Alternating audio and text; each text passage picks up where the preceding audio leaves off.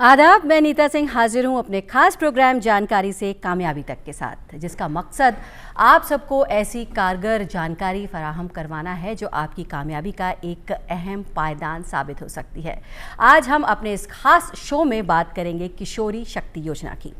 दरअसल औरतों के लिए जेंडर डिस्क्रिमिनेशन पूरी दुनिया के समाज में बहुत बड़ा सोशियो इकोनॉमिक चैलेंज है। हमारे मुल्क भारत ही नहीं, दुनिया के सभी डेवलपिंग नेशंस के इमर्जिंग मार्केट इकॉनमी में लोवेस्ट फीमेल फोर्स पार्टिसिपेशन लगभग 27% है। एक्सपर्ट्स का मानना है कि अगर औरतों को मर्दों के बराबर इकॉनमी में हिस्सा लेने के काबिल बनाया जाए तो दुनिया के हर तरह की तरक्की कर पाना समाज में हो पाएगा और किस्मत बदल जाएगी। इसी उम्मीद में हम हर साल 8 मार्च को इंटरनेशनल वीमेंस डे मनाते हैं और हमारे देश में नेशनल गर्ल चाइल्ड डे 24 जनवरी को मनाया जाता है। हमारी सेंट्रल गवर्नमेंट भी औरतों की हेल्थ, वेल्थ और सोशल अपलिफ्टमेंट के लिए कई तरह की स्कीम चलाती है। उन्हीं में से एक है किशोरी शक्ति योजना। तो क्या है किशोरी शक्ति योजना और कौन कौन किस किस तरीके से उससे फ़ायदा उठा सकता है, उसी पर बात करने के लिए हमारे साथ मौजूद हैं 2 खास मेहमान। डॉक्टर स्मृति शर्मा, आप अर्बन हेल्थ सेंटर गाज़ियाबाद में सीनियर मेडिकल ऑफिसर हैं, और हमारे साथ हैं सर्टिफाइड फाइनेंशियल प्लानर निशा सांघवी। हम आप दोनों का अपने स्टूडियो में वेलकम करते हैं। Thank you. तो आज हम बात कर रहे हैं किशोरी शक्ति योजना की, और 8 मार्च को इंटरनेशनल वुमेंस डे भी हम मनाते हैं, और अभी हमने 24 जनवरी को नेशनल गर्ल चाइल्ड डे भी मनाया है।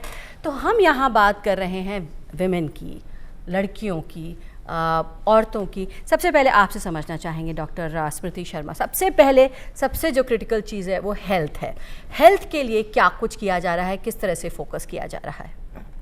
सबसे पहले वुमेंस डे के लिए सबके लिए बहुत बहुत शुभकामनाएं।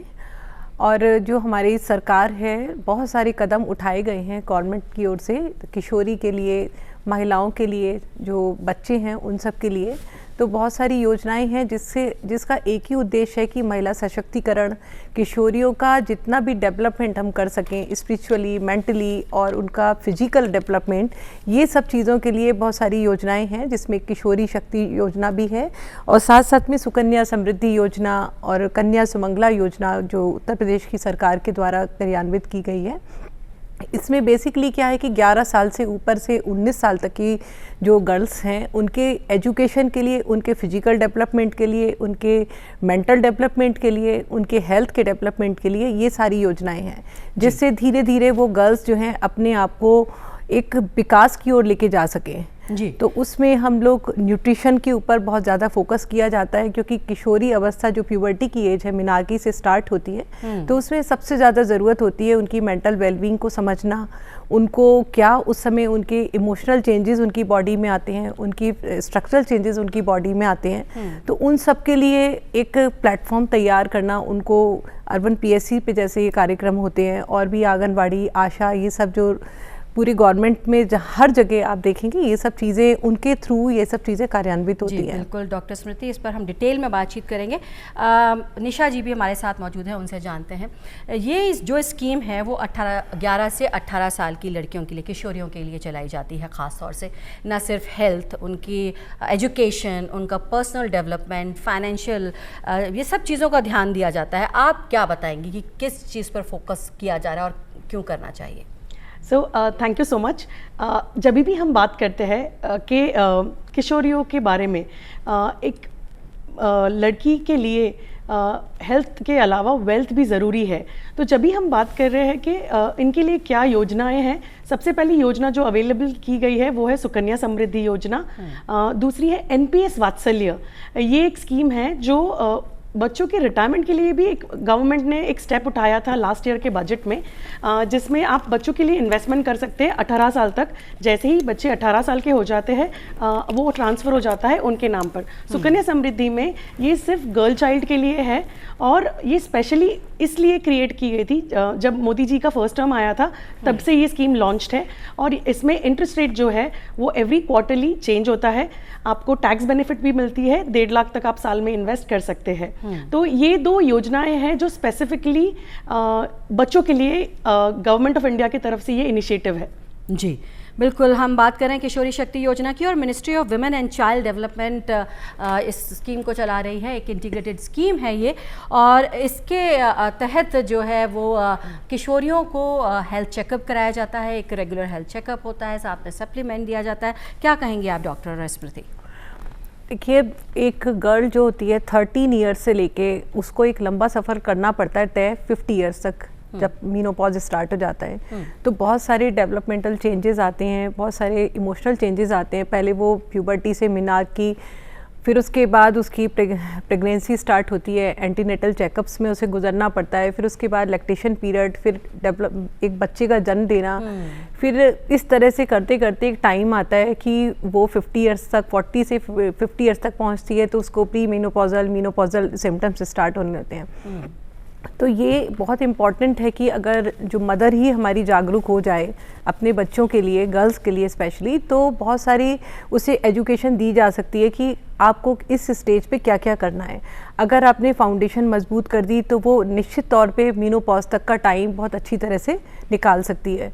तो उसमें बहुत सारी नॉलेज की ज़रूरत होती है। जो बच्चे आजकल इतना सारा गूगल पे ये सब चीज़ें देखते हैं, रील्स या ये, उससे इम्पॉर्टेंट है कि आप हेल्थ के ऊपर फोकस करें, जिसमें आपका आयरन लेवल्स हैं, हीमोग्लोबिन लेवल्स हैं, विटामिन डी है, विटामिन B12 है, B6 है। ये सब बहुत इंपॉर्टेंट टॉपिक्स हैं, बहुत बड़ा वास्ट टॉपिक है कि इन सब का बैलेंस अमाउंट होना, प्रॉपर आपका न्यूट्रिशन डेफिशिएंसी नहीं होना, ये सारी चीज़ें पूरी हेल्थ के अंदर आती हैं।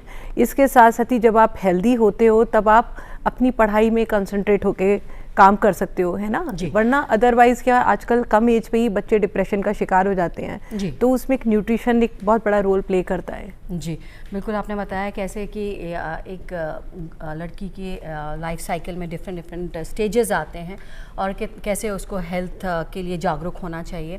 अवेयरनेस होना एक बहुत ज़रूरी चीज़ है। कितना इम्पॉर्टेंट है ये तो आपने बताया, अवेयरनेस कितनी है ये हम जानेंगे।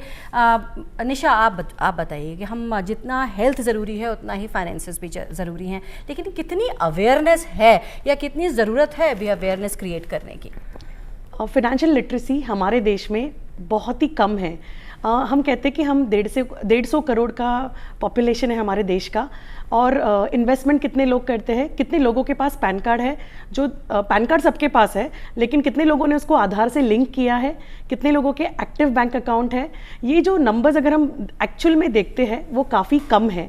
और तकरीबन अगर हम कैपिटल मार्केट्स की बात करें कि कितने पैसे इन्वेस्टमेंट के लिए आ रहे हैं या कितने लोगों के बैंक अकाउंट खुले हैं, तो ये नंबर बहुत छोटा है। तो आज भी इतनी महिलाएं हैं जो पैसे कमाती है लेकिन उनके नाम का बैंक अकाउंट नहीं है, या तो उन्हें पैसे कैश में मिल रहे हैं या तो उनके हस्बैंड के नाम पे वो पैसे आ रहे हैं। तो हमें 3 चीज़ों को ध्यान में रखना ज़रूरी है। पहली बात है कंट्रोल। आप अपने पैसे कहाँ जा रहे हैं, कैसे जा रहे हैं, इसका कंट्रोल लाना बहुत ज़रूरी है। दूसरी बात, क्लैरिटी। आपको पता होना चाहिए कि अगर आप पैसे कमा रहे हो तो ये क्लैरिटी आप कैसे ला सकते हो उसमें कि पैसे कहाँ खर्च होंगे, कितने इन्वेस्ट होंगे, कितने सेव होंगे। और तीसरी बात है कॉन्फिडेंस, कि वो एक पहला कदम लेना बहुत ज़रूरी है। जैसे बच्चा उठता है और पहला स्टेप लेता है तो गिरता ज़रूर है, तो जब भी आप अपनी इन्वेस्टमेंट जर्नी स्टार्ट करते हो तो तभी शायद आपके कदम लड़खड़ाएंगे, लेकिन उससे डरना नहीं है। तो ये एक बहुत ज़रूरी स्टेप है कि स्टार्ट। रील्स और मैम ने जैसे कहा कि रील्स और यूट्यूब शॉर्ट्स हम देखते हैं, उससे बाहर आके एग्जीक्यूशन पे आना बहुत ज़रूरी है। जी, तो जैसे कि बता रही हैं निशा जी कि एग्जीक्यूट करना बहुत ज़रूरी है। हो सकता है शुरू में आप लड़खड़ाएं, गिरे, लेकिन आप कदम ज़रूर उठाइए। डॉक्टर स्मृति, आपसे समझना चाहेंगे कि हम अवेयरनेस की बात कर रहे हैं, लड़कियां कितनी अवेयर हैं, या हम महिलाओं की बात करें, औरतों की बात करें, तो कितनी अवेयरनेस है या क्रिएट किया जाना ज़रूरी आप समझती हैं? देखिए, मैं तो ये मानती हूँ कि एक वुमेन को दूसरी वुमेन को हमेशा एम्पावर करना चाहिए। हम लोग जैसे अर्बन PSC में काम करते हैं तो हम लोग बहुत जगह पे महिलाओं के लिए मीटिंग्स रखते हैं, मदर मीटिंग्स रखते हैं। साथ साथ में हमारे यहाँ जो किशोरियाँ आती हैं उन सब के लिए भी हम लोग एक छोटी छोटी वर्कशॉप कंडक्ट कराते हैं। तो इसका उद्देश्य ये होता है कि उनको ये जागरूकता बहुत ज़रूरी है देना। इम्पॉर्टेंट है कि हम लोग डाइट क्या खा रहे हैं, हम लोग का स्लीप पैटर्न कैसा है, हमारा कॉन्फिडेंस लेवल कैसा है, ये सारी चीज़ें एक बहुत बड़ा सब्जेक्ट है। तो हमें स्टार्ट फ्रॉम न्यूट्रिशन कि आप अपना बॉडी में क्या न्यूट्रिशन ले रहे हो। जितना ये तो सबको पता है कि जंक फूड अवॉइड करना चाहिए, ये सब है, लेकिन ये इम्पॉर्टेंट है समझना कि इनसे कितनी सारी हमारे शरीर में हानि होती है।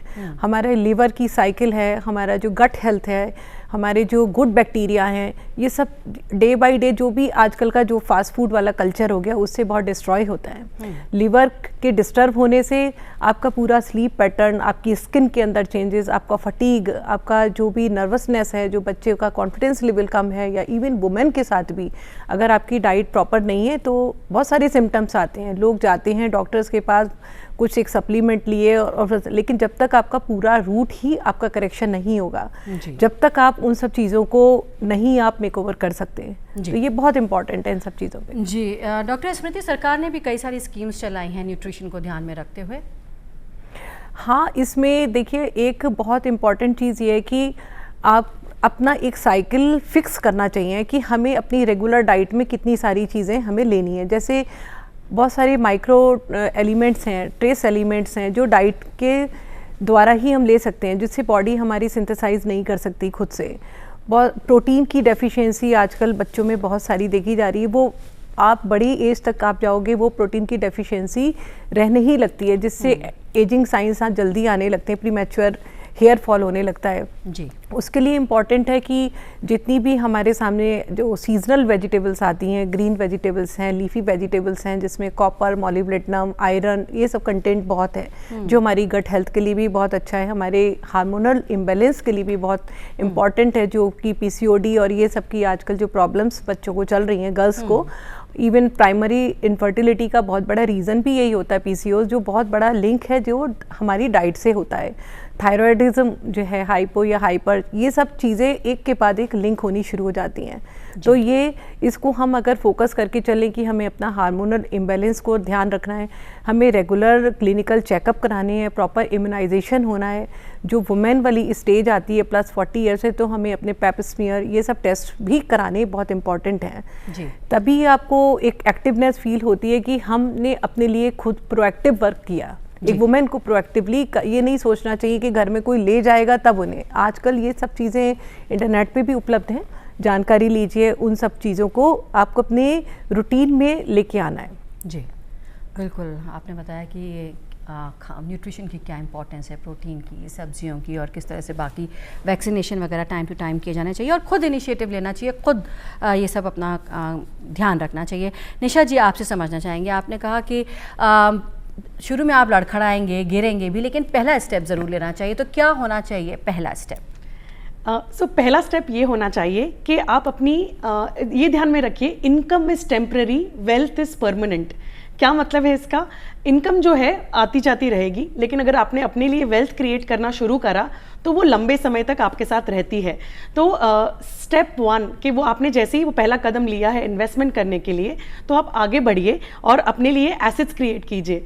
जब आप इक्वली अर्न कर रहे हो अपने स्पाउस के साथ या अपने पेरेंट्स के साथ, तो आपके नाम का भी इन्वेस्टमेंट होना ज़रूरी है, आपका नाम पेपर पे आना ज़रूरी है। रियल एस्टेट हो, इंश्योरेंस हो, इन्वेस्टमेंट्स हो, ये एक बेसिक चीज़ है जो आपको एक इंडिपेंडेंस वाली एक कंप्लीट फीलिंग देगी। तीसरी बात जो है वो है आपके पास एक इमरजेंसी कॉर्पस होना ज़रूरी है। जैसे कि विमेन जो है, महिलाएं जो है, वो हर थोड़े सालों में एक ब्रेक लेती है, मिनी रिटायरमेंट्स मैं इसे कहती हूँ, क्योंकि पहले एजुकेशन हो गया, आप जॉब पे जाते हो, अगर शादी हो जाती है, सिटी चेंज करनी पड़ती है, तो आप वापस एक ब्रेक लेते हो। आप फैमिली स्टार्ट करते हो तो कॉम्प्लिकेशंस की वजह से वापस कभी ब्रेक लेना पड़ता है, तो तभी भी एक छोटा रिटायरमेंट आता है। आगे वापस आप वर्कफोर्स पे जाते हो, तो अगर पेरेंट्स या इन लॉज की हेल्थ अच्छी नहीं है, तभी भी सबसे पहले जो है वो महिला ही होती है जो छुट्टी लेती है अपनी नौकरी से या ब्रेक लेती है, तो तभी भी आपको पैसों की ज़रूरत पड़ेगी। और जब लास्ट पार्ट है, जब बच्चों को आपकी ज़रूरत पड़ती है, तो तभी भी आप ही अपनी नौकरी छोड़ के जाते हो या अपना बिजनेस को पॉज करते हो। तो ये सारे कंडीशंस में जब आप मिनी रिटायरमेंट्स करते हो, तो अगर आपने अपना emergency corpus, contingency fund create किया है, तो तभी आपको ये पैसा उस वक्त काम आएगा और आपको किसी से मांगना नहीं पड़ेगा। जी बिल्कुल, तो कितना ज़रूरी है और क्या होना चाहिए आपका पहला कदम, ये अभी बताया निशा जी ने। डॉक्टर स्मृति, आपसे समझना चाहेंगे कि आपने बताया कि न्यूट्रिशन की क्या इंपॉर्टेंस है या फिर रेगुलर हेल्थ चेकअप या सप्लीमेंट्स, ये तो एक बात हो गई, लेकिन क्या मेंटल वेलनेस की अगर हम बात करें, मेंटल हेल्थ की बात करें, तो वो कितना ज़रूरी है? आजकल के टाइम में मेंटल हेल्थ, पहले तो इसको निगलेक्ट किया जाता था, लेकिन आजकल के जो टाइम के अंदर मेंटल हेल्थ एक बहुत बड़ा एलेबोरेट टॉपिक है, क्योंकि हर कोई एक भागम दौड़ की ज़िंदगी जी रहा है ना। हर जगह आप देखोगे क्राइसिस हैं, इमोशनल क्राइसिस हैं, एक लोगों के अंदर लोनलीनेस है, और कहीं कहीं आप देखो जहाँ, जैसे मैडम ने भी बताया, फाइनेंशियल इंडिपेंडेंस इज़ बहुत इंपॉर्टेंट चीज़ है। तो उसकी वजह से भी महिलाएं जो हैं बहुत ज़्यादा डिप्रेशन में चली जाती हैं, क्योंकि वो जब फाइनेंशियली इंडिपेंडेंट नहीं है, तो गांव में बहुत सारी महिलाएं हमारे पास भी आती हैं, एक सिरप भी खरीदने के लिए उनके पास प्रॉपर पैसे नहीं हैं, जिसके लिए उन्हें अपने हस्बैंड के ऊपर या घर के लोगों के ऊपर डिपेंडेंट रहना पड़ता है। तो मैं तो ये मानना सोचती हूँ कि जितनी भी लेडीज़ हैं, हर एक के अंदर स्किल्स ज़रूर हैं, कुछ ना कुछ स्किल्स से अपने आप को डेवलप करें, जिससे वो अपने आप को फाइनेंशियली डेवलप कर सकें। जैसे किसी को पेंटिंग अच्छी आती, कोई ब्यूटिशियन अच्छा है, कोई किसी तरीके का, ज़रूरी नहीं कि सब लिटरेट ही हों, इलिटरेट लोग भी अपने आप को इस ओर ले जा सकते हैं कि अपने आप को फाइनेंशियली इंडिपेंडेंट कर सकते हैं। और जब आप ये हो जाएंगे, तब आप क्या सोच सकते हो कि आप अपने लिए, अपनी हेल्थ के लिए रूटीन चेकअप आप करा सकते हो, है ना। आप गवर्नमेंट पीएचसी में सब चीज़ें फ्री ऑफ कॉस्ट होती हैं, लेकिन फिर भी इम्पॉर्टेंट ये कि अवेयरनेस होना, कि आप वहाँ तक जाओ, वहाँ तक आप अपने लिए टाइम निकालो और अपने लिए, अपने बारे में सोचो कि मेरे विटामिन D3 मेरा कितना है, विटामिन B12 कितना है, B6 कितना है, ये सब आपकी नॉलेज में खुद को होना चाहिए। क्योंकि जब हमारे ये लेवल्स ठीक होते हैं, हमारे जो बॉडी के अंदर का इंटरनल एनवायरनमेंट है, जिसके अंदर हमारे हार्मोन्स हैं, जिसके अंदर हमारा पूरा ट्रांसपोर्ट, जो इंटरनल ट्रांसपोर्ट है, जो सर्कुलेशन है, हमारे चैनल्स हैं जो दिन भर पंपिंग कर रहे हैं, हमें कुछ नहीं दिखाई देता, लेकिन वो इंटरनल हमारा एनवायरनमेंट तो रेगुलर चल रहा है। उसके बारे में हमें अवेयरनेस कैसी होगी, जब हम अपनी पूरी हेल्थ की फिटनेस का एक प्लान वर्क में वे में पूरा ध्यान रखेंगे। उसके लिए आपका रूटीन फिक्स होना चाहिए। आप डायरी में नोट डाउन कर सकते हो अपनी प्लानिंग के लिए कि हाँ, मुझे रेगुलर क्या करना है, किस तरीके से मुझे अपने डे की शुरुआत करनी है, किस तरीके से डे का एंड करना है। तो बहुत इंपॉर्टेंट है डे की शुरुआत कैसे करना है, कि आप अपना उसमें कोई ना कोई वर्कआउट अपना ज़रूर रखें, किसी भी तरीके का, योगा है, स्विमिंग है, जॉगिंग है, एरोबिक्स, जुम्बा, व्हाटएवर जो भी आपको पसंद है, वो आप अपना 30 मिनट का एटलीस्ट रूटीन में रखिए, है ना। साथ साथ में जो भी जूसेस हैं इंपॉर्टेंट, जो सुबह हम ले सकते हैं मॉर्निंग टाइम में, रेड जूस हो गया, ग्रीन जूस हो गए, वेजिटेबल्स के, जिससे आपके बॉडी के अंदर के जो विटामिन न्यूट्रिशन जो डेफिशिएंसी है वो कहीं ना कहीं कवर अप होती है, एंटीऑक्सीडेंट्स बॉडी के अंदर बढ़ते हैं। तो इस तरीके से हमें एक प्लानिंग करनी चाहिए, जो हम फूड प्लेटर ले रहे हैं कि उसमें हमें क्या क्या चीज़ें हम खा रहे हैं, बाहर की हमने कौन सी चीज़ें नहीं रखनी है, वाइट्स बिल्कुल हमें अपनी उसके अंदर से डाइट में से हटाना चाहिए, जैसे शुगर्स हो गए, मैदा हो गई, ये सब चीज़ें। तो हम एक प्लान पे में अगर चलते हैं तो हमें पता भी नहीं चलता, हमारे जो डिप्लीशन है रिजर्वायर्स का न्यूट्रिशन का, वो धीरे धीरे हम कवर कर सकते हैं। जी बिल्कुल, तो ये बात हुई मेंटल वेलनेस की, और मेंटल वेलनेस के लिए फाइनेंशियल वेलनेस कितना ज़रूरी है ये जानते हैं निशा जी से। जी निशा जी, कितना ज़रूरी है फाइनेंशियल वेलनेस अगर हम मेंटल वेलनेस की बात करें तो?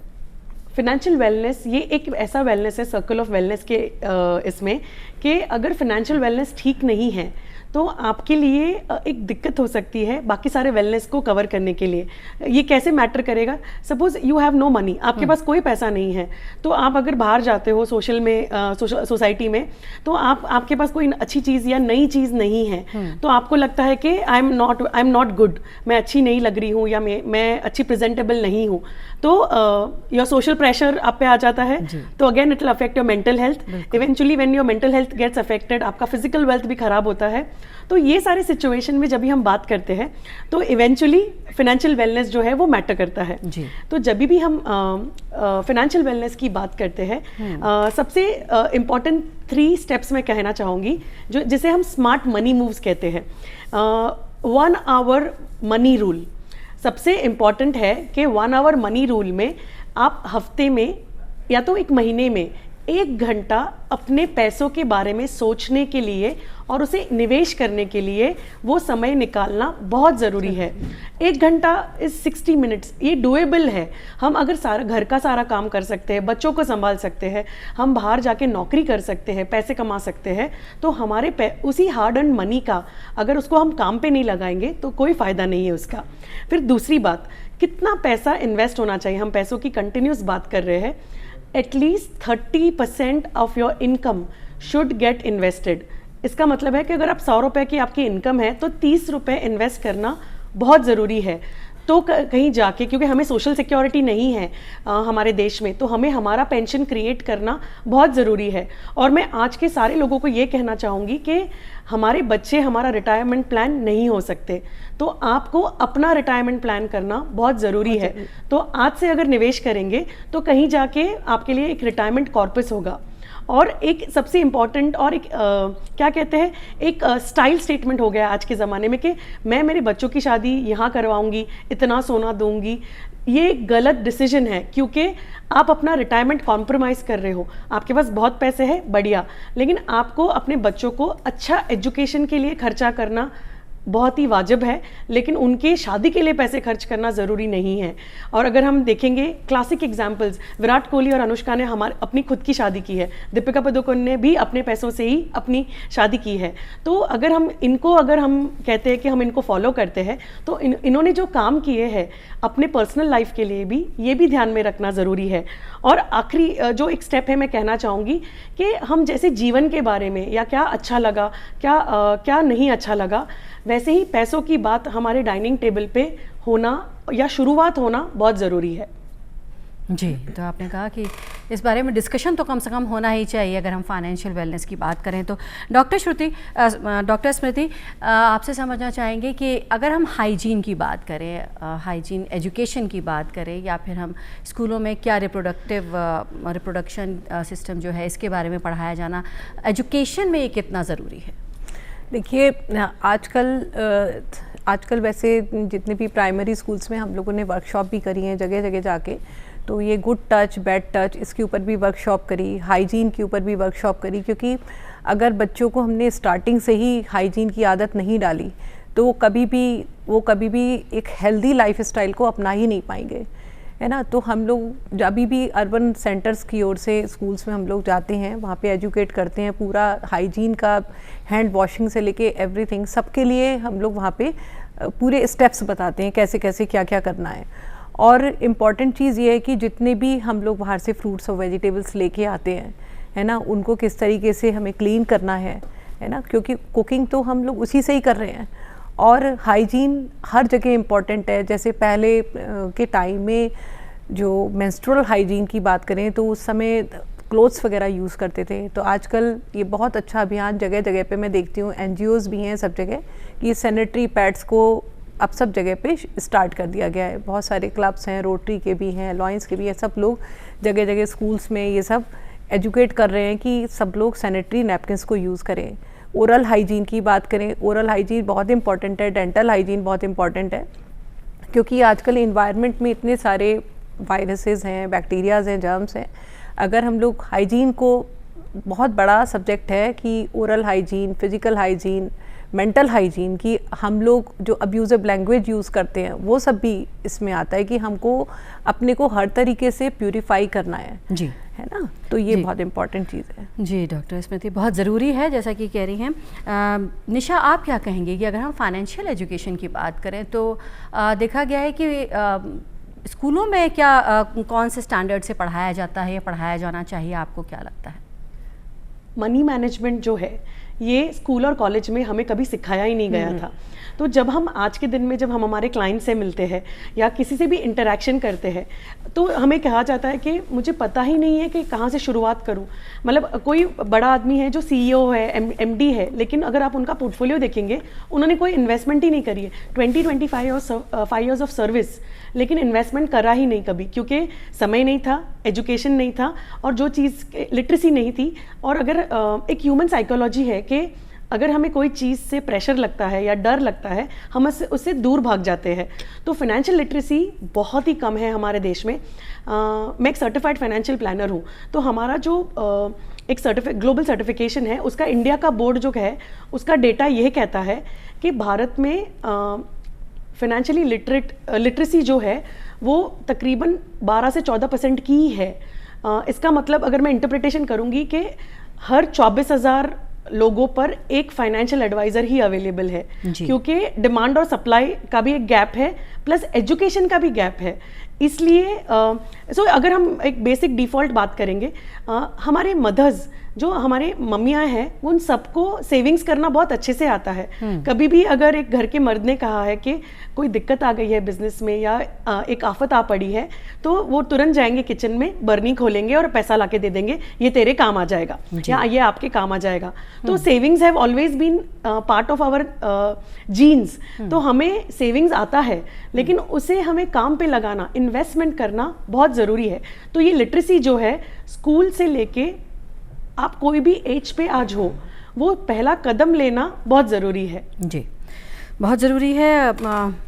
जैसे कि निशा कह रही है, डॉक्टर स्मृति, ज़रूरी है ये हमने देखा, हेल्थ वेलनेस भी ज़रूरी है, फाइनेंशियल वेलनेस भी ज़रूरी है, लेकिन आपने कहा कि आपके पास फ़ोन है, आप रील्स देखते हैं, इंस्टाग्राम, यूट्यूब सब पे अवेलेबल है, लेकिन फिर भी गांव देहात की अगर हम बात करें तो कैसे, अगर कोई अपना हेल्थ का ध्यान रखना चाहता है, कोई किशोरी, कोई महिला, कोई बच्ची, किस तरह से इन जो सरकारी स्कीम्स चल रही हैं उसका फ़ायदा उठा सकती है, क्या करना होगा? देखिए, जो गवर्नमेंट के जितने भी सेंटर्स हैं, अर्बन पीएससी सब जगह हैं, तो योजनाएं इतनी सारी चल रही हैं। हमारे जो फील्ड स्टाफ हैं सब जाते हैं, सब लोगों को बताते भी हैं योजनाओं के बारे में। और एक मदर अगर एजुकेट हो जाए तो बहुत इम्पॉर्टेंट है, तो वो अपनी गर्ल को राइट डायरेक्शन दे सकती है। बचपन से ही ये फाउंडेशन बहुत इम्पॉर्टेंट है, उसे बताना कि फिर वही बात आती है कि डाइट रूटीन आपका किस तरीके से है ना। तो उसके लिए आपके रेगुलर हीमोग्लोबिन चेकअप्स होने चाहिए, आपका डिवर्मिन होना चाहिए, आपकी जो किस तरीके का कंसंट्रेशन है पढ़ाई में, है ना, कहीं आप डिप्रेशन में तो नहीं जा रहे हो। तो ये सब चीज़ें हैं कि प्रोटीन आपका लेवल कितना है बॉडी का, किस तरीके से आप डाइट ले रहे हो। आजकल जिस तरीके का पैटर्न है कि सब लोग बाहर की चीज़ों के ऊपर ज़्यादा डिपेंडेंट हो जाते हैं, तो हमें उन सब चीज़ों पे फोकस करना है कि बजाय बाहर की चीज़ों के हम घर में ही उन चीज़ों को बहुत अच्छे तरीके से बनाएं, जिससे उनको जो है बच्चों को घर का ही खाना अच्छा लगे। तो न्यूट्रिशन डेफिशिएंसी पता नहीं चलती है धीरे धीरे कितनी ज़्यादा होने लगती है। जी बिल्कुल। निशा जी, आपसे समझना चाहेंगे कि अगर कोई गांव देहात में कोई किशोरी है, कोई महिला है, जैसे कि आपने भी बताया कि घर में पैसे तो सेव करती ही हैं महिलाएं, लेकिन उसको कैसे किसी स्कीम में या किसी सेविंग स्कीम में लगा सकती हैं, या क्या आप रिकमेंड करेंगी किस तरह से वो पैसे को ग्रो कर सकती हैं? मैं 3-4 चीज़ें कहना चाहूँगी ये टॉपिक पे। आपने अगर आपके पास पैन कार्ड और आधार कार्ड है, अगर मान लीजिए आधार कार्ड से शुरुआत करते हैं। आधार हमारा एक आइडेंटिफिकेशन है। आधार आज के दिन में मैक्सिमम लोगों के पास है। आधार है तो आप पैन कार्ड एप्लीकेशन कीजिए। नियरेस्ट सेंटर्स जो आपके गांव में या आपके शहर में होते हैं, वो एक फिजिकल एप्लीकेशन के थ्रू भी हो सकता है और ऑनलाइन एप्लीकेशन के भी थ्रू हो सकता है। नया जो पैन 2.0 जो स्कीम लॉन्च की गई है बाय इनकम टैक्स, ये गवर्नमेंट का एक इनिशिएटिव है जिसमें आपको पैन जो है with in 1 to 2 working days आपको नया पैन एलोकेट हो सकता है।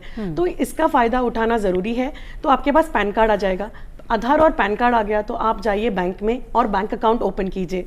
जैसे ही बैंक अकाउंट ओपन होती है तो आप एलिजिबल हो बहुत सारे स्कीम्स, गवर्नमेंट स्कीम्स, पहले हम गवर्नमेंट स्कीम्स की बात करेंगे।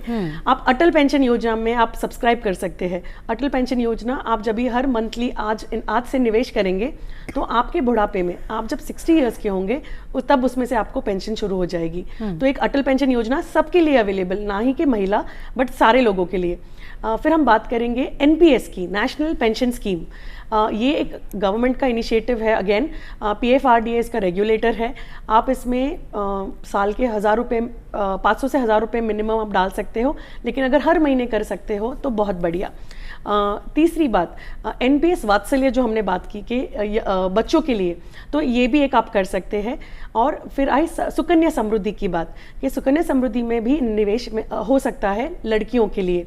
ये रही जो बैंक रिलेटेड इन्वेस्टमेंट की बात है। और रिसेंटली म्यूचुअल फंड जो एसोसिएशन है, amphi, association of mutual funds of India, इन्होंने छोटी सिप करके लॉन्च किया है, जिसमें 250 रुपए की भी SIP हो सकती है। पहले मैं म्यूचुअल फंड्स क्या है बताना चाहूंगी। Mutual funds is basically pool of funds. छोटे छोटे निवेशक हमारे जैसे एक पूल करते हैं पैसा और एक कंपनी को देते हैं, जिसे हम म्यूचुअल फंड कंपनी कहते हैं या एसेट मैनेजमेंट कंपनी कहते हैं। ये पैसा हम देते हैं उनको, ये इन टर्न इनके कंपनी में होते हैं एक्सपर्ट्स, जिन्हें हम फंड मैनेजर कहते हैं। ये पैसा फंड मैनेजर के पास जाता है बिकॉज उनकी एक्सपर्टीज है और वो उस सब्जेक्ट मैटर के एक्सपर्ट है। वो ये निवेश करते हैं सिक्योरिटीज़ में, जो सिर्फ स्टॉक मार्केट्स नहीं है but government bonds, public securities और various gold, commodity, silver, foreign stocks, ये सारे चीज़ों में निवेश होता है।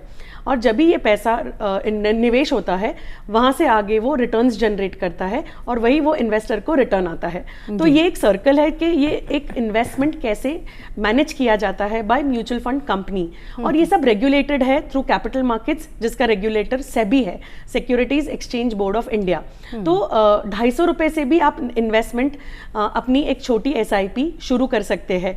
ये एक बैंक के थ्रू भी हो सकता है या एक म्यूचुअल फंड डिस्ट्रीब्यूटर के थ्रू भी हो सकता है।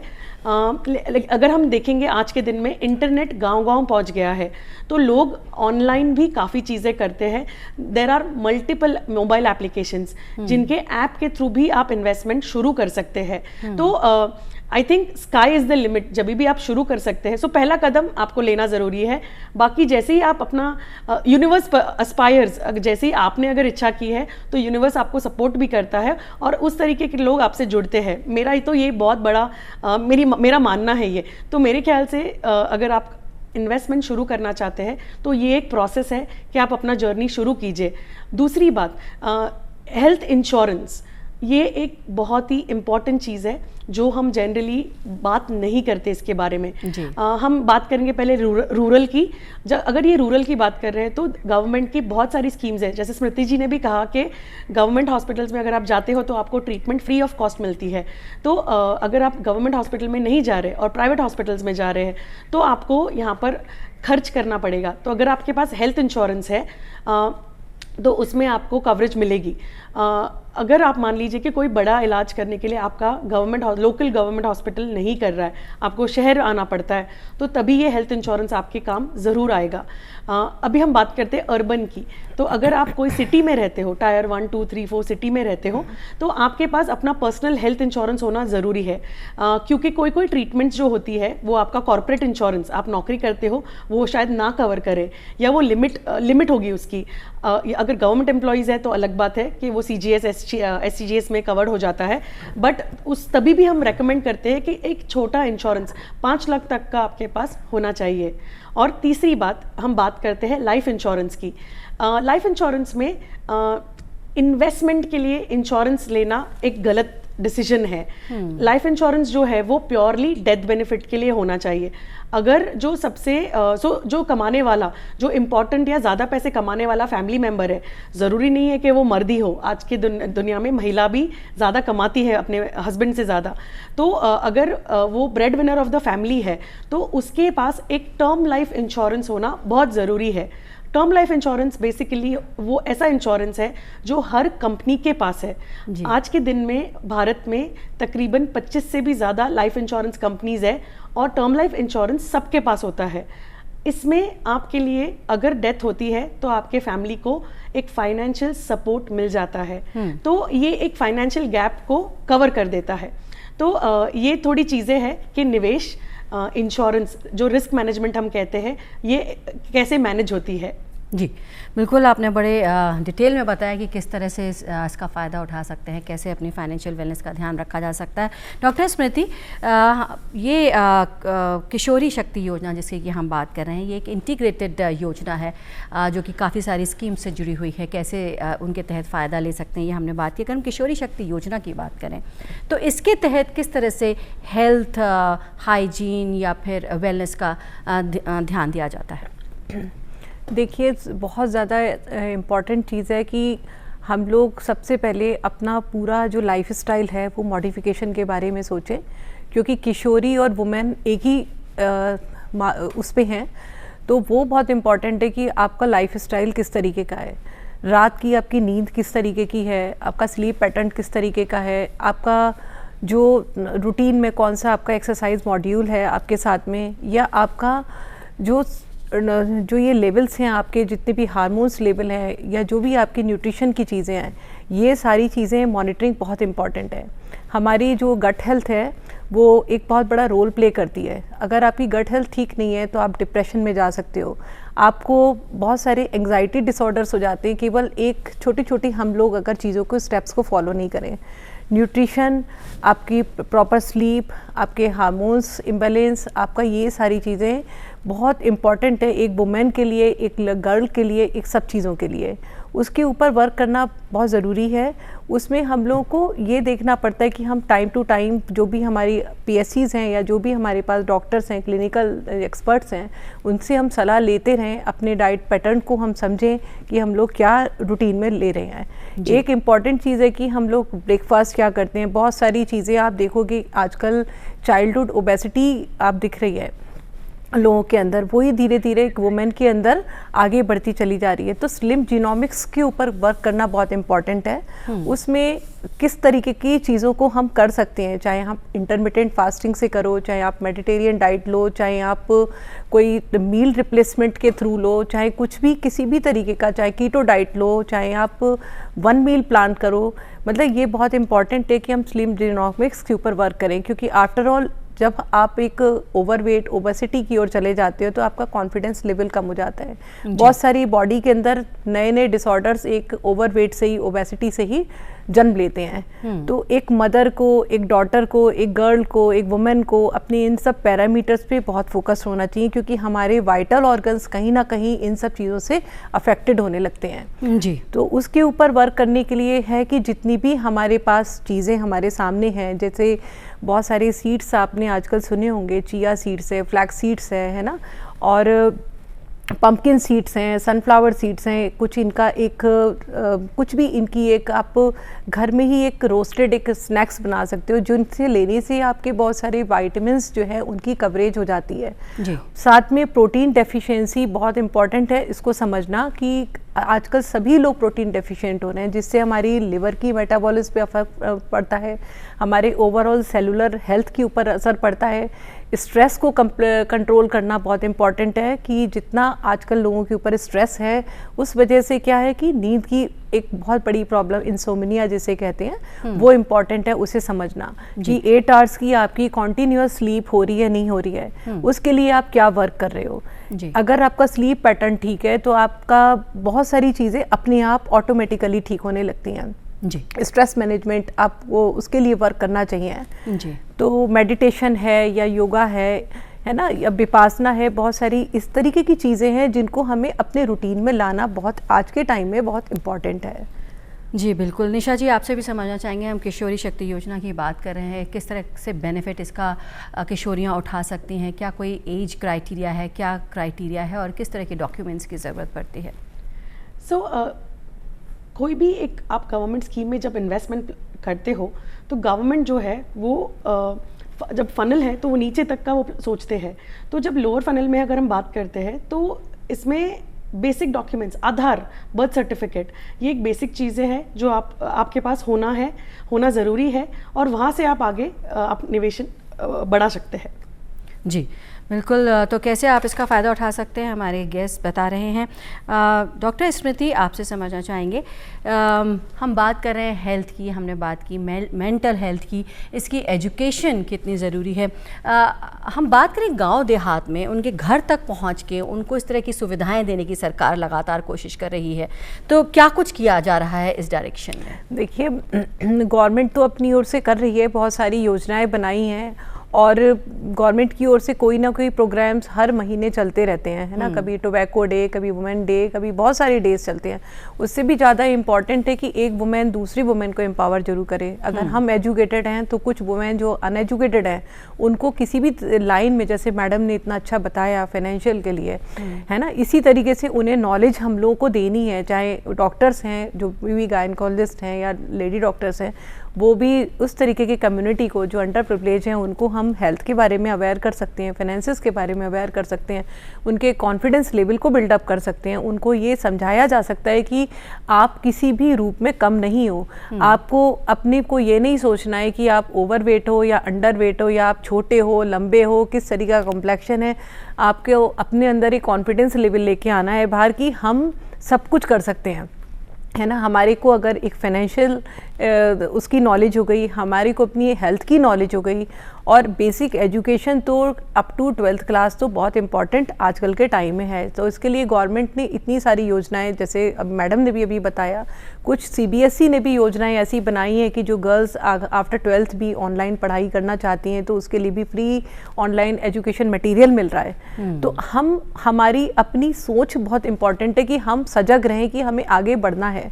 तो ये स्टेप आउट आपको ही करना पड़ेगा कि एक गर्ल को, एक वुमेन को, कि हाँ अपने एक होराइजन से बाहर निकल के सोचना पड़ेगा। वो टाइम नहीं है जो पहले कि हाँ मेल कमाएगा, वुमेन घर में आराम से बैठेगी, मेल सैलरी लेके आएगा, वो उससे अपना काम चलाएगी।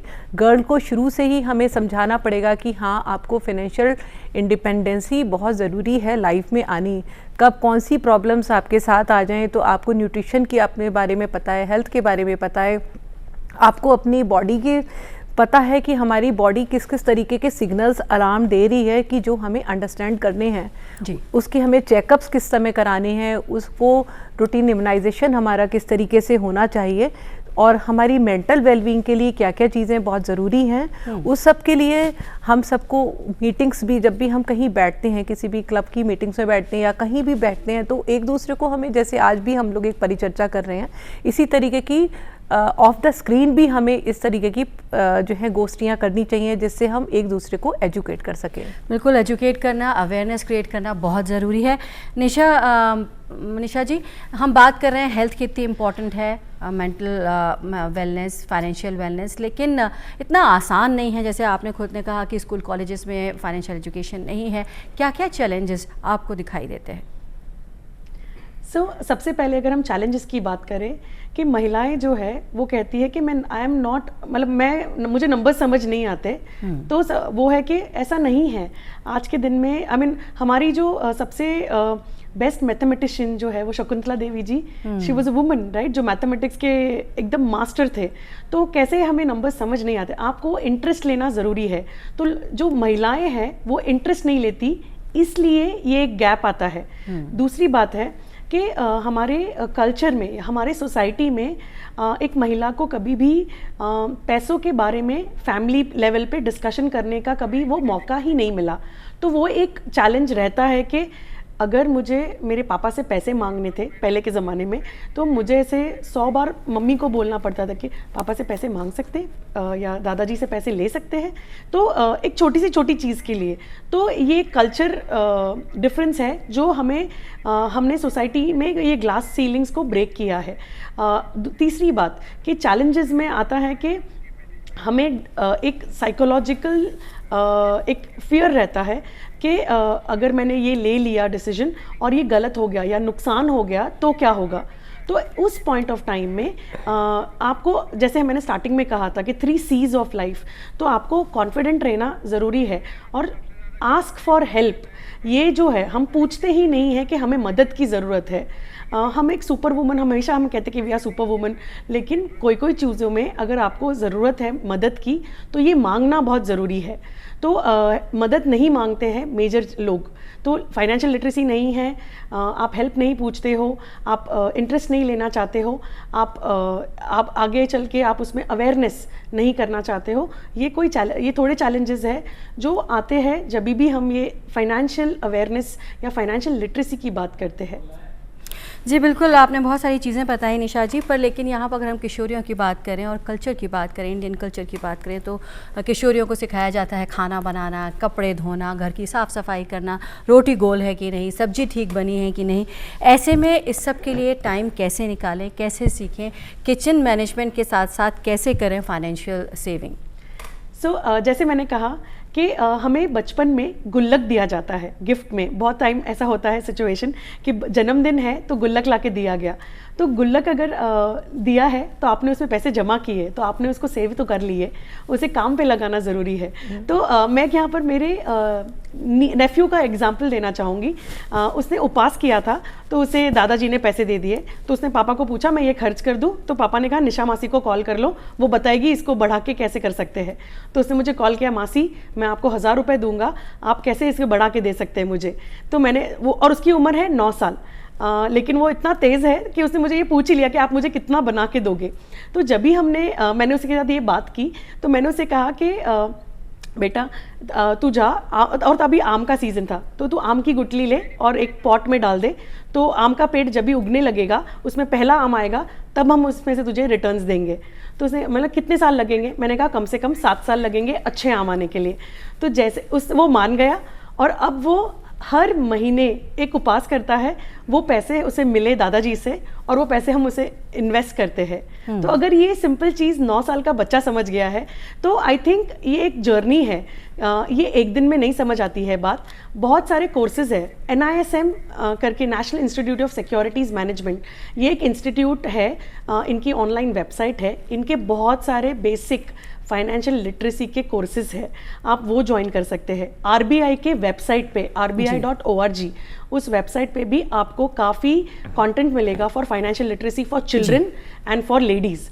तो ये भी एक वेबसाइट है जहाँ से आपको इन्फॉर्मेशन मिलेगी जी। तो तमाम जानकारी ले सकते हैं वेबसाइट पर जाके। आपने निशा जी आप स्टूडियो में आई और डॉक्टर स्मृति आप स्टूडियो में आई और इतनी अहम जानकारी दी, आप दोनों का बहुत बहुत शुक्रिया। Thank you so much. Thank you. तो हमारी दोनों ही गेस्ट मौजूद थी और हम बात कर रहे हैं किशोरी शक्ति योजना पे।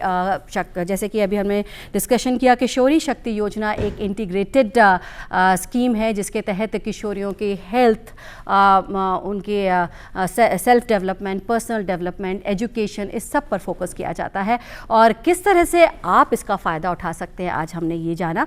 तो आज की हमारी इस खास पेशकश में फ़िलहाल इतना ही। आपको हमारा प्रोग्राम कैसा लगा इस पर आप भी अपनी राय दे सकते हैं। इसके लिए हमारा email ID है ddurduspecials@gmail.com। इसी के साथ हमारी पूरी टीम को दीजिए इजाज़त।